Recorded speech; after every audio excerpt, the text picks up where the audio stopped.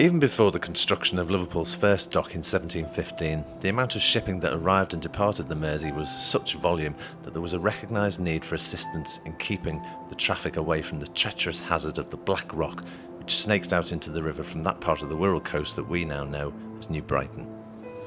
And so in 1683, the Liverpool Corporation provided the finance for a tall post and beacon to be erected there, a primitive affair referred to as a perch. It was no more than an open brazier fixed to the top of a stout wooden pole, and in turn the pole was attached as firmly as it could possibly be to the Black Rock itself by a way of sort of tripod apparatus. By daylight in clear weather the perch was visible to incoming and departing vessels, and at night time the beacon burning in that metal basket at its apex was the earliest aid to shipping that marked the Rock Channel, which was the safest point of entry to the Mersey at that time.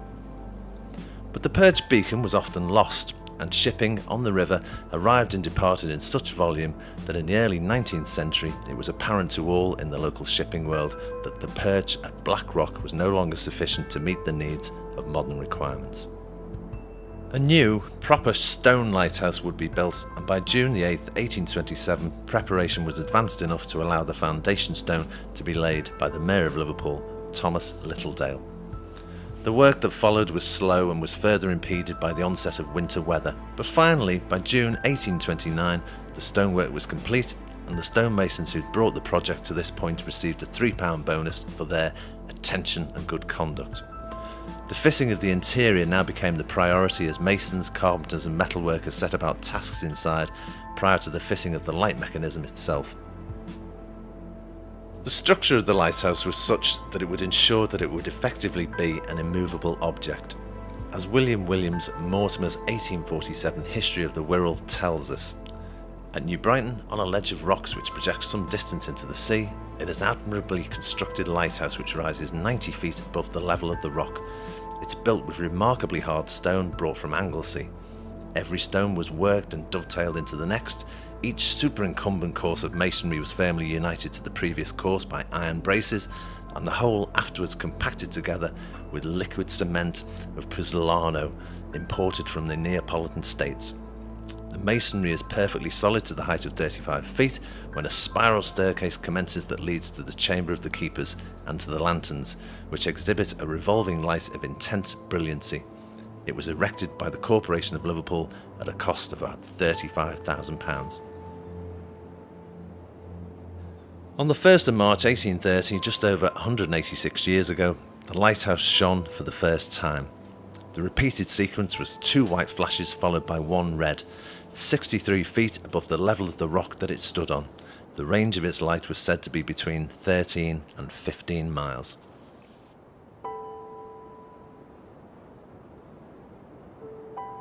The first 2 keepers were John Williams and Thomas Appleton, and it became apparent very quickly that it was more than a 2-person job. The lighthouse at Black Rock had 22 lamps to be tended for its light, which was twice the number, for example, that Bidston had, so the work and the logistics of maintaining these was always more arduous than what might be regarded as a typical lighthouse. So it was that a 3rd keeper was appointed in June 1830, and an adjustment was made accordingly to the men's salaries.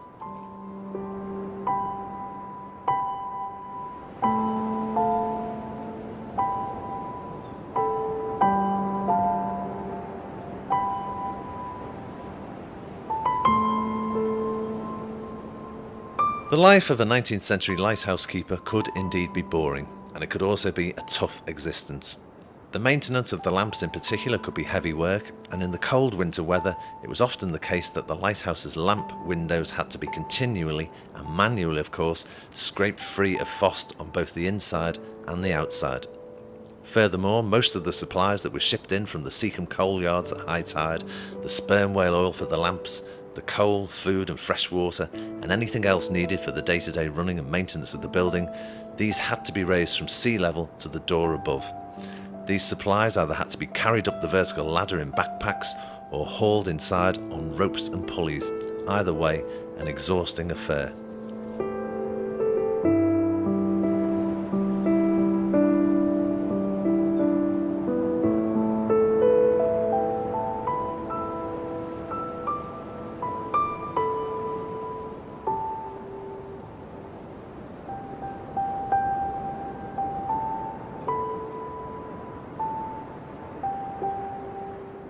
Following 94 years of manned service, Black Rock, Perch Rock, New Brighton Lighthouse became an unattended light on the 8th of December 1924. And then in the early 1970s it was decided that the lighthouse was no longer needed, and so the last light shone on the 1st of October 1973.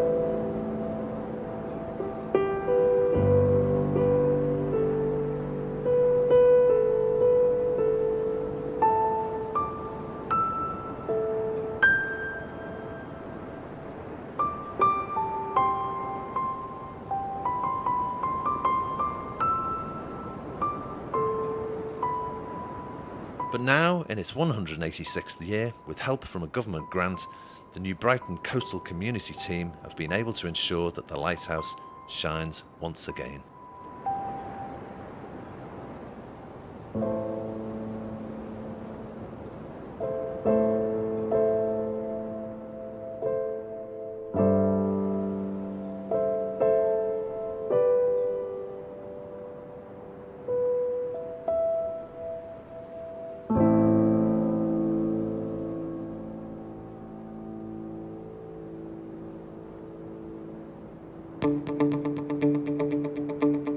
The relighting of the Perch Rock Lighthouse has been organised by the new Brighton Coastal Community Team, and on a very wet Saturday, April the 2nd, 2016, 4 1.5 by 1 metre solar panels were lifted into position, each capable of producing 190 watts of power.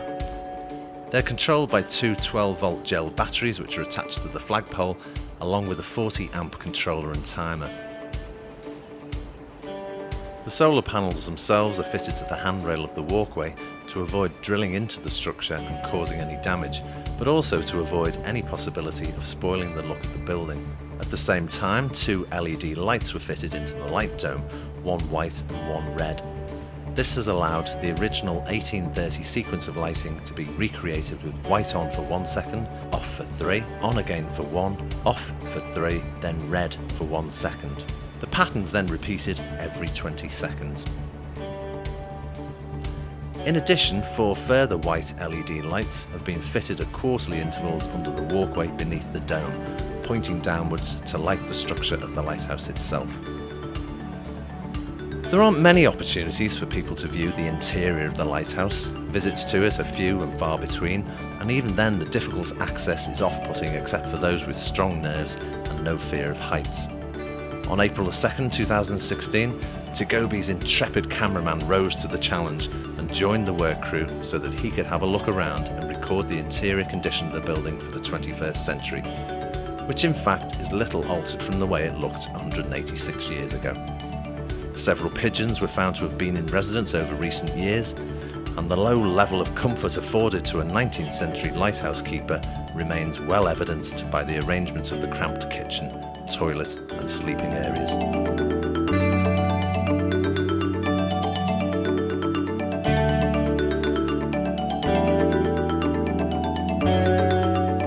And it was found that progressing towards the light dome up the narrow spiralling stairway of the interior was almost as difficult as climbing the outside to access the doorway.